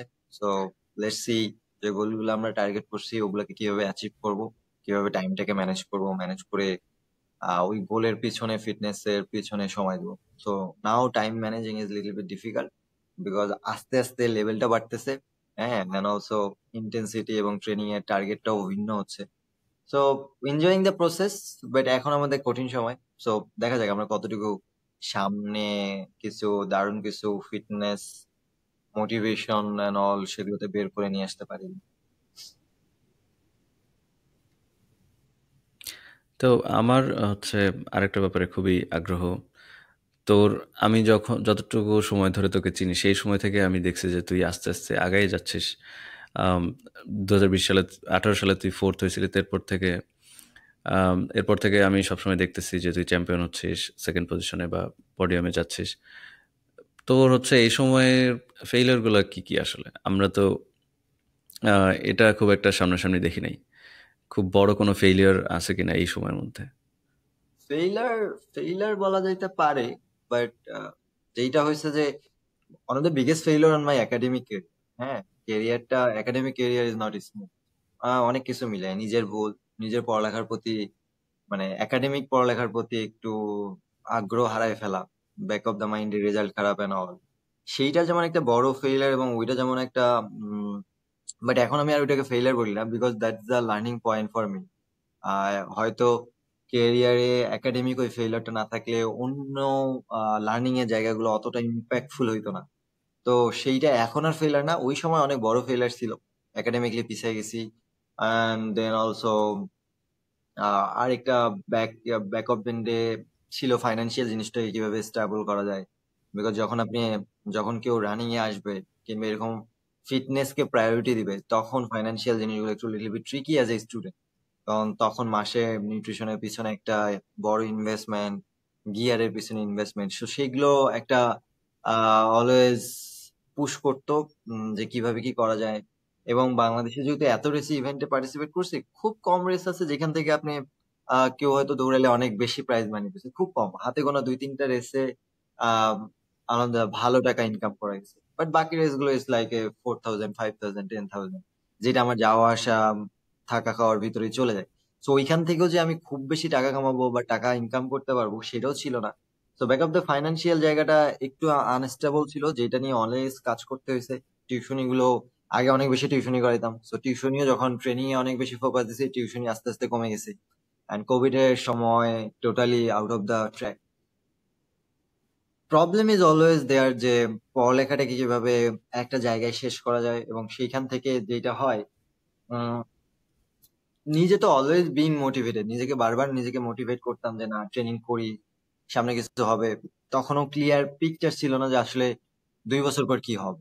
হ্যাঁ, আমরা জানি যে আমরা যদি একটা প্রফেশনাল জায়গা, বাংলাদেশ কৃষি বিশ্ববিদ্যালয়ের মতো জায়গা থেকে পড়ালেখা শেষ করি, তখন আমি হয়তো চাকরি বাকরির একটা প্রিপারেশন নিবো। আই ক্যান সি দা গোল, যে না 2 বছর যদি আমি এরকম প্রিপারেশন নেই বিসিএস এর জন্য, কিংবা ব্যাংকের জন্য, কিংবা বাইরে যাওয়ার জন্য, তাইলে আমি 2-3 বছর পর হয়তো আমি নিজেকে ওই জায়গায় দেখতে পারি। যাইতে পারবো কি পারবো না, এটা অনেকের ক্ষেত্রে অনেক রকম এক্সপিরিয়েন্স হইতে পারে, বাট আমরা দেখতে পারি যে জিনিসটা কি হচ্ছে। বাট আমার ক্ষেত্রে ওই দেখতে পারার এক্সপিরিয়েন্সটা ছিল না, কারণ আমার সামনে এরকম কেউ নাই, আমার পিছনেও এখন এরকম কেউ নাই যারা এরকম একটা ইউনিভার্সিটি থেকে পড়ালেখা করে এসে এরকম একটা ক্যারিয়ার চুজ করছে। সামনেও কেউ নেই, পিছনেও কেউ নেই। তো সামনে দেখতে পারতাম না যে আমি আসলে কোথায় যাচ্ছি বা কি হচ্ছে। তো ওইটার জন্য নিজের ভিতরে একটা কনফিউশন থাকতো। মানুষ সবসময় কনফিউশনটা ঢুকাইতো, সারা জীবন কিভাবে দৌড়াই যাবা, আহ ইউনিভার্সিটিতে দৌড়বিদ হিসেবে নাম হইতো। কিছু মানুষ আসলেই জেনুইনলি দৌড়বিদ হিসেবে বলতো, কিছু মানুষ ব্যাক অফ দ্য মাইন্ডে একটা একটা মৃদু হাসি থাকতো যে আচ্ছা, সারা জীবনে দৌড়ে কি করবে, পড়ালেখাটা শেষ করতে পারবে কিনা, গ্রাজুয়েশনটা কমপ্লিট হবে কিনা। ওই ওই কয়েকটা জিনিস ছাড়া বাকি জিনিসগুলো ইট ওয়াজ প্রিটি মাচ ইজি। পরিবার থেকে ওইরকম খুব একটা প্রেশার ছিল না যে কেন দৌড়াচ্ছি, দৌড় বাদ দাও, পড়ালেখার দিকে এত বেশি ফোকাস করো। সো আলহামদুলিল্লাহ সেটা জায়গা থেকে কোনো প্রবলেম ছিল না। আরেকটা সোশ্যাল জায়গাটা থেকে অনেক বেশি রেসপেক্ট পাইতাম। তো খুব বেশি কষ্ট হয় নাই, খুব বেশি বিটার। ট্রুথের জায়গাটা তো হচ্ছে যে আচ্ছা ঠিক আছে, কিভাবে নিজে একটা ক্যাটাগরি ক্রিয়েশন করা যায়, কিভাবে মানুষকে বোঝানো যায় যে না ভাই, আপনি জিমে যাওয়ার থেকে আমার কাছে আসেন, তাহলে আমি আপনার লাইফ স্টাইলটাকে এবং আপনার প্রোডাক্টিভিটিকে আরো 2x 3x বাড়াই দিতে পারবো। জিমের টাকাটা খরচ না করে এখানে খরচ করেন, সো দ্যাট আপনার রিয়েল ইম্প্যাক্ট আসে।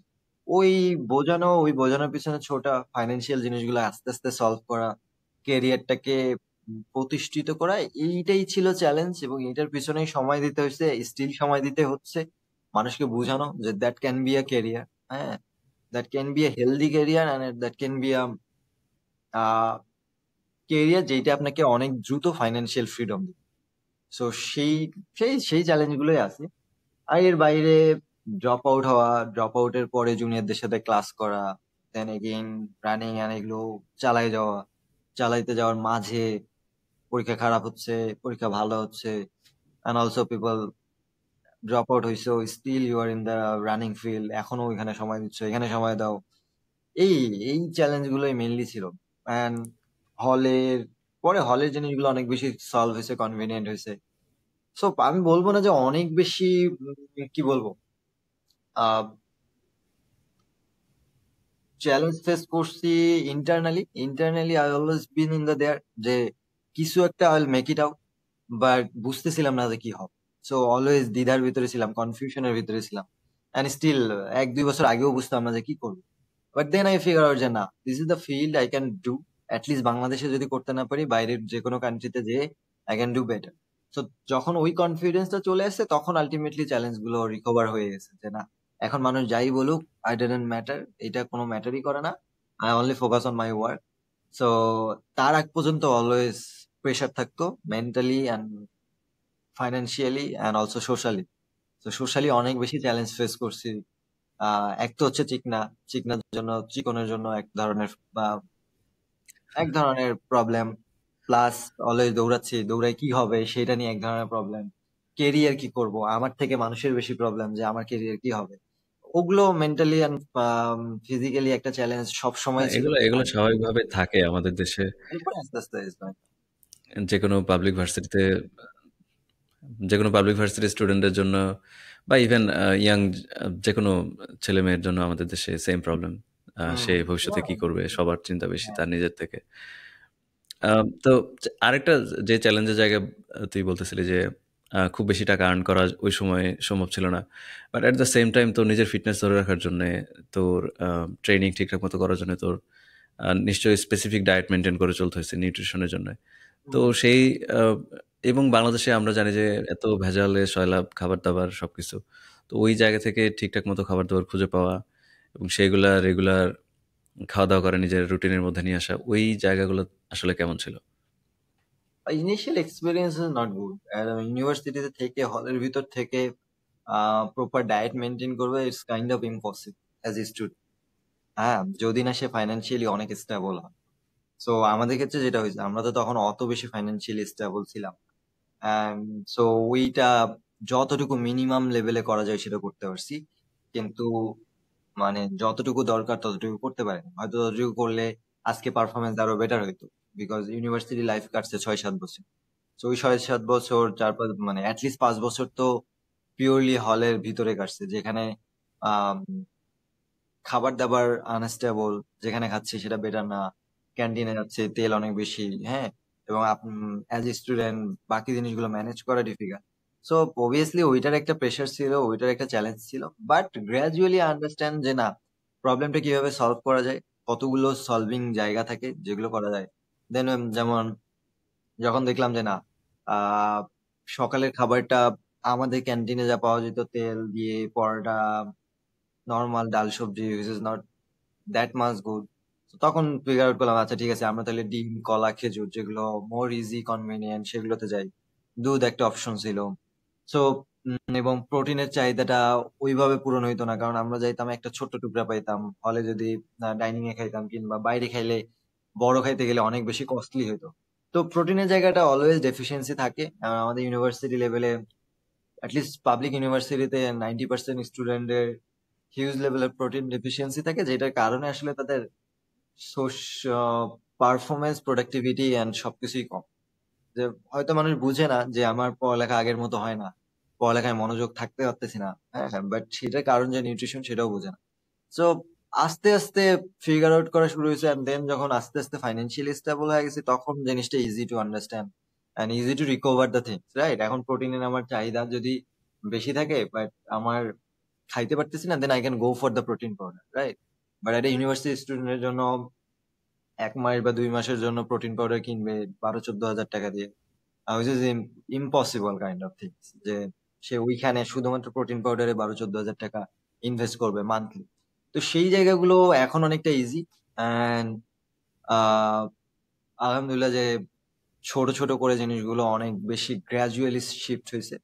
তো আমার যদি মনে হয় যে মানুষের ক্ষেত্রে 2-3টা জিনিস অ্যাটলিস্ট স্টুডেন্ট লেভেলে আমরা যারা ইউনিভার্সিটি থাকি তাদের ক্ষেত্রে একটু মেক শিওর করতে হবে যে আচ্ছা অ্যাটলিস্ট প্রোটিনের পরিমাণটা কিভাবে মেক শিওর করা যায়, ওইটাও যেন অ্যাটলিস্ট আমরা করি।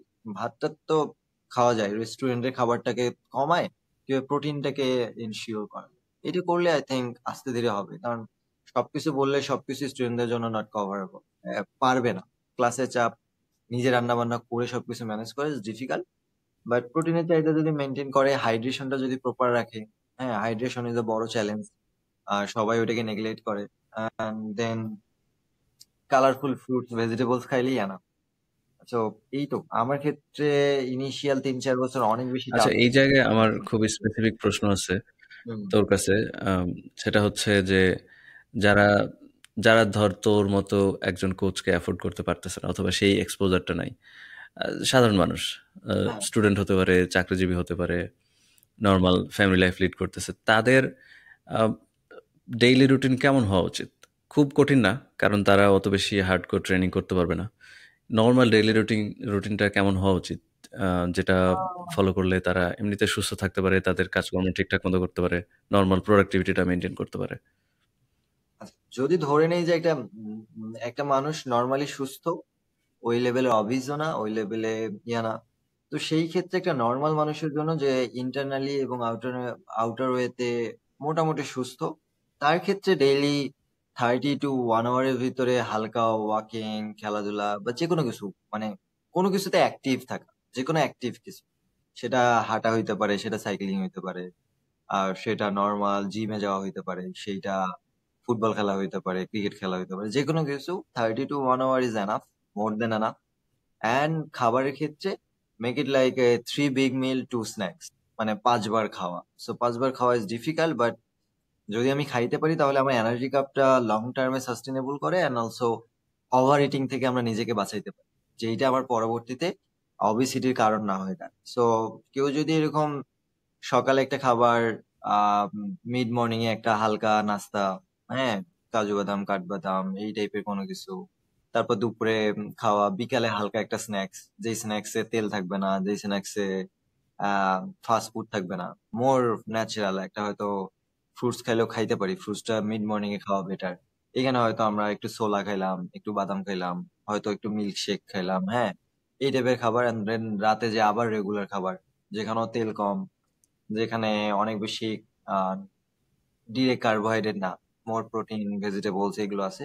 এই বেসিক জিনিস যদি কেউ মেনটেন করে with 30 to 1 hour physical activity, I think আর কোনো কিছু আসলে অত বেশি নর্মাল লাইফ স্টাইলে ফিটনেসটাকে ঠিক রাখার ক্ষেত্রে লাগে না।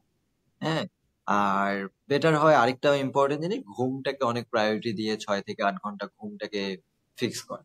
এটা অনেক ইম্পর্টেন্ট ফ্যাক্টর, যেটা আমরা করতে পারি না। কোচিংয়ে আরেকবার একটু ফিরে আসি। আমার আরেকটা জানার বিষয়, তোর প্রোফাইল যখন দেখতেছিলাম যে তোর কিছু ফরেন ক্লায়েন্ট আছে যাদেরকে তুই অনলাইনে ট্রেনিং করাস।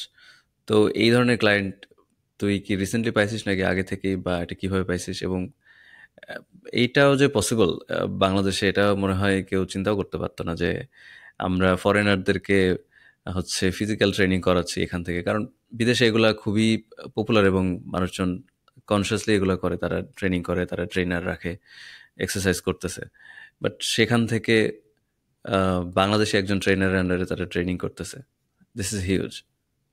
আহ, হ্যাঁ, মানে আমরা তো কালচারালি অতটা ফিট না, আন্ডারস্ট্যান্ড করি না যে পার্সোনাল ট্রেনার থাকলে মানে কি কি বেনিফিট আমার হবে, রাইট? সো একজন পার্সোনাল ফিটনেস কোচ থাকলে যে তার লাইফ স্টাইলটা মোর কন্ট্রোলের ভিতরে থাকবে। সো কারো যদি লাইফ স্টাইল কন্ট্রোলে থাকে, তাহলে তার ওয়ার্কের প্রোডাক্টিভিটি বাড়বে। তার ওয়ার্কের প্রোডাক্টিভিটি বাড়া মানে সে তার ক্যারিয়ারে আরো বেটার গ্রো করবে। সো ওই যে গ্রো করার জন্য পার্সোনাল ফিটনেস এর জন্য যে ইনভেস্টমেন্ট, এটা আমাদের বাংলাদেশে অতটা পপুলার না, গ্রাজুয়ালি হচ্ছে যে না, আমি যদি আমার কোচের পিছনে 10, 15, 20 হাজার 25 হাজার টাকা খরচ করি, হ্যাঁ, আহ, সেইটার ইম্প্যাক্ট আমার over the time more create করবে, রেভিনিউ জেনারেট করবে, তখন কিন্তু আমার জন্য ইজি। হ্যাঁ, এখন আমি যদি জানি যে আমি যদি আমার একটা কোচকে 1 বছরে তার পিছনে তাকে যদি আমি 2-3 লাখ টাকা ইনভেস্ট করি, that is called as a investment, not a expense, করলে আমার এই ফিটনেস ঠিক হওয়ার কারণে, আমি যদি রিয়েল এক্সাম্পল দিই, রাইট, যেমন শুভাশিস ভৌমিক দাদা ছিল, দাদার সাথে আমরা যখন ট্রেনিং করছি, শুরুতে সে একটু ওভারওয়েট ছিল, যার কারণে তার হয়তো কি কাজ করতে যে সে আফটার মিড মর্নিং এর পর সে অনেক বেশি লেথার্জিক ফিল করতো, মানে ওই লেভেলে এনার্জি পাইতো, হ্যাঁ, যার কারণে তার প্রোডাক্টিভিটি কমে যেত, সে কাজে এরকম ফোকাস পাইতো না। এবং কাজে যখন আপনি ফোকাস করতে পারবেন না, তখন ইনোভেটিভ কাজ বের হয়ে আসবে। সে যদি as a content creator and full time একটা, কি বলবো, কোম্পানিতে আছে অ্যাজ এ বিগার রোলে, তো তার জন্য time management is too difficult, and manage করা এবং প্রোডাক্টিভ থাকা অনেক ইম্পর্টেন্ট।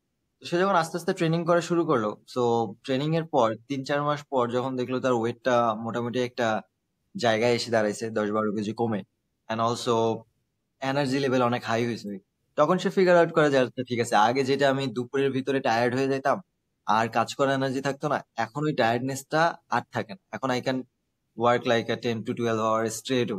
সেই যে আপনি 10 থেকে 12 ঘন্টা প্রতিদিন একটানা কাজ করতে পারতেছেন, এইটা করার কারণে কি হচ্ছে, আমার পিছনে আপনি যে ইনভেস্টমেন্টটা করতেছেন ওইটার রিটার্ন কিন্তু আপনি পাচ্ছেন। সেই যে এক্সট্রা 3-4 ঘন্টা আপনার লাইফে বাড়লো কাজ করায়, সেই 3-4 ঘন্টা আপনার অন্যান্য রেভিনিউ জেনারেটে বেটার করতেছে, অন্যান্য ফিল্ডে আপনাকে বেটার করতেছে। তার মানে কি ultimately it's not a expense, আপনি যে ইনভেস্টমেন্টটা করলেন সেটা রিটার্নে আপনি আরো বেটার করলেন।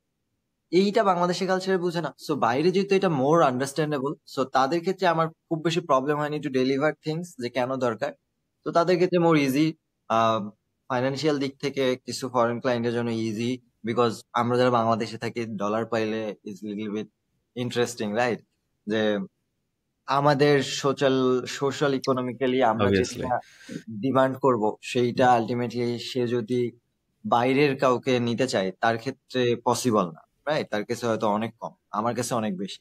সেইটা একটা ফ্যাক্টর কাজ করছে, সেইটা পিচ করাটা, সেটা ডেলিভার করাটা, যে আমিও এক্স্যাক্টলি, আপনি যদি ইউএস এর একজনকে পার্সোনাল কোচ হিসেবে নেন, সে আপনাকে যে যে জিনিসগুলো ডেলিভার করবে আমিও সেম সেম জিনিসগুলো ডেলিভার করব, বাট প্রাইসের ডিফারেন্স লাইক হাফ। তখন কিন্তু তার জন্য একটু কস্ট কাটিং হয়, আবার আমার জন্য তার কাছে যেটা নিচ্ছি আমার ক্ষেত্রে এটা high, because of the dollar and এটার জন্য আমাদের বাংলাদেশের ইয়ের কারণে, ভ্যালুয়েশন। ভ্যালুয়েশনের কারণে। সো সেইটা যখন পিচ করা যায় তখন ইজ মোর ইজি। অ্যান্ড আপনার যখন লাইফ স্টাইলে অ্যান্ড অলসো পোর্টফোলিওতে ওই লেভেলের এক্সপিরিয়েন্স থাকবে যে you work with one of the biggest celebrities and also corporate people, হ্যাঁ, এবং তাদেরকে ট্রেনিং করানোর পর রেজাল্টটা এরকম আসছে, এটা পিচ করলে আই থিঙ্ক এখন world is in one platform, right? এখন আর বাংলাদেশ না ইউএসএ না, ওইটা আসলে কেউ মেজার করে না। মেজার করে যে আমি যার কাছ থেকে জিনিসটা করতেছি সে আসলে কতটুকু এক্সপিরিয়েন্স অ্যান্ড ভ্যালু প্রোভাইড করতে পারে। So this is all about কিভাবে পিচ করতেছি, কিভাবে আমি পৌঁছাচ্ছি। তো আমার ক্ষেত্রে জিনিসগুলো ঘটছে লিঙ্কডইন এর মাধ্যমে।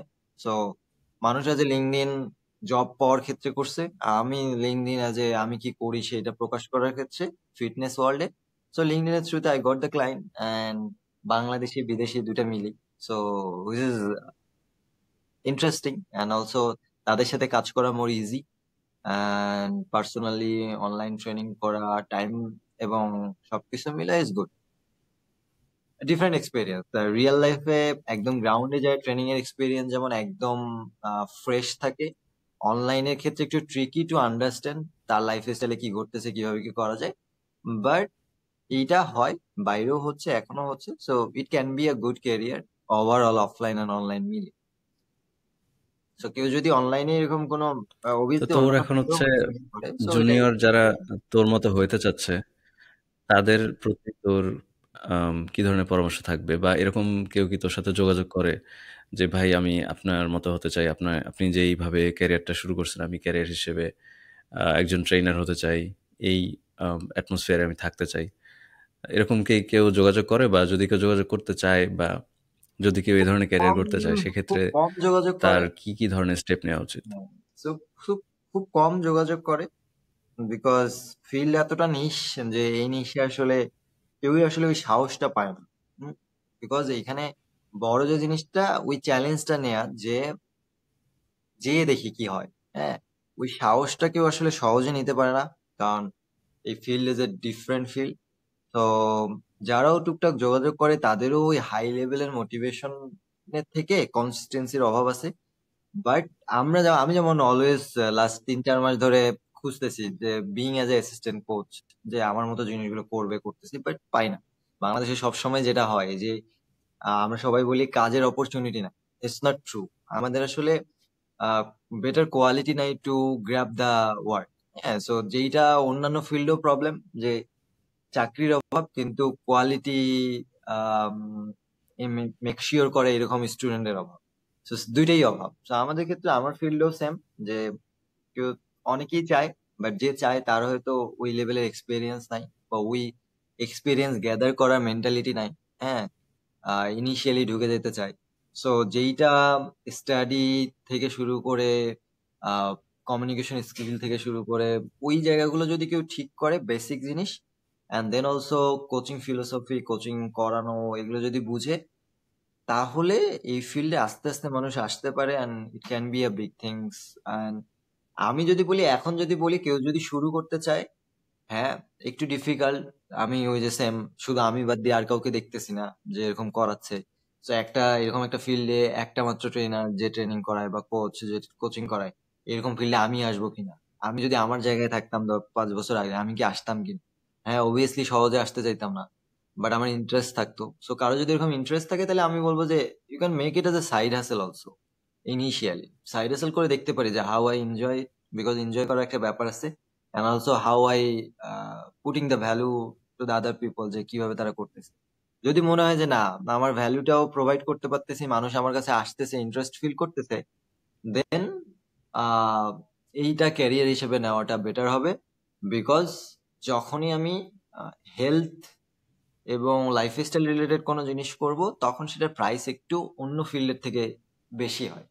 তো আপনি সেম ইফোর্টে বেটার ইনকাম করতে পারবেন। So this can be one motivational thing, যে কেন এই ফিল্ডে এসে কাজ করা যাইতে পারে। যেমন আমরা যদি বলি, আমি এন্ট্রি লেভেলে যদি একটা ছেলে আজকে যদি বিসিএস ক্যাডারও হয়, তার জবের এন্ট্রি লেভেল ইনিশিয়াল 2 বছরের স্যালারি কত? অলমোস্ট সর্বোচ্চ হয়তো 50,000-এর ভিতরে, রাইট? সো বাট এই ফিল্ডে যদি কেউ এরকম 3-4 বছর এক্সপিরিয়েন্স নিয়ে এরকম করে তার কোয়ালিফিকেশনটা করে সে যদি ইন্টার করে, সে হয়তো একটা ক্লায়েন্ট থেকে 50-60 হাজার টাকা মাসে ইনকাম করতে পারে। This is more interesting part. So এই ফিল্ডে সবকিছুই আছে। অ্যান্ড অলসো সেম অনলাইনে হয়তো সে একসাথে 100 জন ট্রেনিংয়ে ক্লাস করাইতে পারে।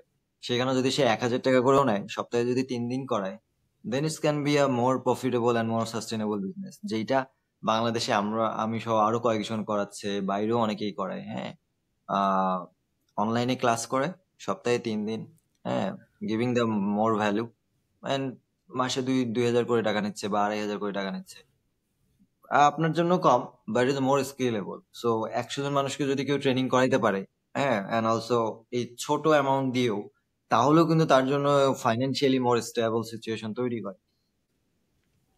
তোর কাছে আমার লাস্ট প্রশ্ন, বাট তার আগে আমি দর্শকদের কাছ থেকে বিদায় নিতে চাই। প্রিয় দর্শক, যদি আমাদের এই চ্যানেলের কন্টেন্ট আপনাদের ভালো লাগে এবং এরকম কন্টেন্ট পডকাস্ট যদি আপনারা আরও শুনতে চান, তাহলে আপনারা আমাদেরকে সাবস্ক্রাইব করতে পারেন, ফলো করতে পারেন এবং অবভিয়াসলি বন্ধুদের সাথেও শেয়ার করতে পারেন। তোর কাছে আমার লাস্ট প্রশ্ন সেটি হচ্ছে যে এই ওভারঅল হেলথের এই টোটাল সিনারিওতে মানুষের প্রোডাক্টিভিটি, হেলথ এবং সব কিছু মিলিয়ে যদি তোর কোনো স্পেশাল মেসেজ দেওয়ার থাকে আমার দর্শকদের জন্য, সেটা যে কোনো বয়সের হতে পারে, যে কোনো প্রফেশনের হতে পারে, যে কোনো দেশের হতে পারে, আর শেষে তোর সাথে যদি কেউ যোগাযোগ করতে চায় তাহলে সেই যোগাযোগ করার বেস্ট ওয়ে কোনটা? ওকে, একটা message can be the best message for everyone, যে আমরা যদি আমার যেটা এখন কারেন্টলি অনেক ট্রেন্ডিং, হ্যাঁ, বিভিন্ন মানুষকে দেখে আমরা অনেক বেশি ট্রেন্ডটা ফলো করতেছি। আমাদেরকে ফিজিক্যালি ফিট, মেন্টালি ফিট হওয়াটা মোর জরুরি সবার আগে প্রফেশনালি ফিট হওয়ার থেকে। হ্যাঁ, তো আমি যে প্রফেশনে যাই, আমি যদি ফিজিক্যালি এবং মেন্টালি ফিট না থাকি, ওই প্রফেশনটা আমার জন্য অনেক বেশি হেক্টিক এবং হ্যাসেল হবে। বাট আমি যদি মেন্টালি এবং ফিজিক্যালি ফিট থাকি, তাহলে আমার ওই প্রফেশনটা এনজয় করার মোর জায়গা থাকবে এবং I can explore a lot of things. So সেই জায়গাটা থেকে আমি বলবো যে আমরা বেসিক কিছু প্রোটোকল ফলো করতে পারি। ওয়ান ইজ লাইক, আমরা হাইড্রেশনটা অ্যাটলিস্ট ব্যক্তিভেদে 3 থেকে 3.5 লিটার, হ্যাঁ, খাওয়ার চেষ্টা করব। আমরা যেন অ্যাটলিস্ট আমাদের বডি ওয়েট তত গ্রাম প্রোটিনটা খাইতে পারি, অ্যাটলিস্ট সেটা যেন করতে পারি। আমাদের যেন ঘুমটাকে আমরা প্রায়োরিটি দেই, একটু আর্লি বেডে ঘুমাতে যাইতে পারি।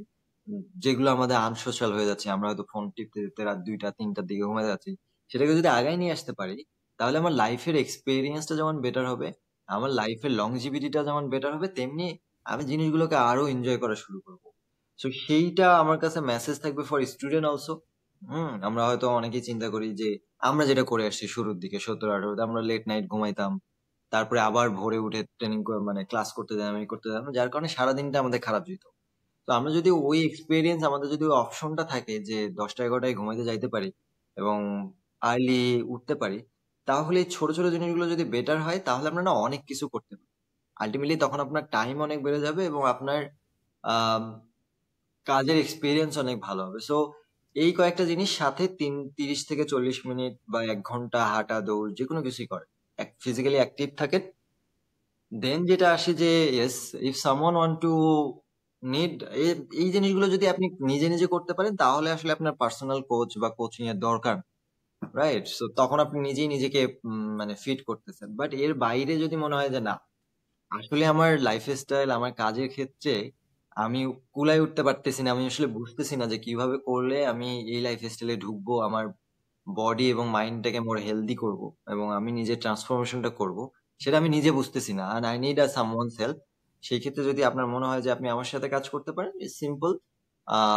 আমার যে স্নিগ্ধ ইজ রানিং, কিংবা আমার যে ফেসবুক প্রোফাইল আছে সাজ্জাদ হোসেন স্নিগ্ধ, সেখানে you can drop a message or Snigdho is running @gmail.com, সেইখানেও জিমেল করলে, মেইল করলেও I can reach out to you. So এই তো এই কয়েকটা জিনিস যদি করে, আমার মনে হয় যে সবার আগে নিজে ট্রাই করেন টু বিং ফিট, কারণ সবসময় সবার জন্য কোচ দরকার নাই, বিশেষ করে এই হেলদি থাকার ক্ষেত্রে। বাট যখন আমি পারতেছি না, তখন মনে রাখবেন যে কোনো না কোনো জিনিস আছে যেগুলো হয়তো আপনার একজন প্রফেশনালের কাছে আসলে মোর ম্যানেজেবল হবে, অ্যান্ড কমিটমেন্টটা থাকবে, অ্যাকাউন্টেবিলিটি থাকবে। তো আপনার যদি অ্যাকাউন্টেবল হওয়ার প্রবলেম আছে, মনে হয় যে না অ্যাকাউন্টেবল থাকা দরকার এবং কারো একজন প্রফেশনাল গাইডেন্সের থেকে দ্রুত নিজের ফিটনেসটাকে ঠিক করা দরকার, তো always the door is open, just put a message and এই তো। সো এনামুল, তোকেও ধন্যবাদ যে এই টাইপের একটা পডকাস্ট অর্গানাইজ করা, and also make it out, কারণ আমরা আসলে ট্রেডিশনাল জায়গা থেকে এখনো বাংলাদেশ কৃষি বিশ্ববিদ্যালয়ের মানুষজন বের হয়ে আসতে পারে নাই। হয়তো কিছু মানুষ বের হচ্ছে, সেখান থেকে আমাদের ইনিশিয়েটিভ নেওয়া অ্যান্ড অলসো কন্টিনিউ করা ইজ এ বিগ চ্যালেঞ্জ। তো এই কনসিস্টেন্সিটা বজায় রাখ। দেখা হবে আবার কোনো একটা পডকাস্টে কিংবা আবার কোনো একটা জায়গায়। আর সবার জন্য শুভকামনা, and thank you you also again to invite me this podcast. তো সবাই ভালো থাকবেন। ধন্যবাদ সাজ্জাদ, তোকেও। আমি জানি তুই খুবই ব্যস্ত ইদানিং, তারপরেও সেই ব্যস্ততার মধ্যেও তুই আমাকে সময় দিছিস। আর তোর সাথে যোগাযোগ করার সব ওই লিঙ্কগুলো আমি ডিসক্রিপশন বা সামহায়ার দিয়ে রাখবো, যাতে করে আমার অডিয়েন্সদের মধ্যে যদি কেউ চায় তোর সাথে যোগাযোগ করতে, খুবই সহজে যেন যোগাযোগ করতে পারে। থ্যাংকস এগেইন আমাকে সময় দেওয়ার জন্য। আম, আর প্রিয় দর্শক সবাই অনেক ভালো থাকবেন, সুস্থ থাকবেন। ধন্যবাদ।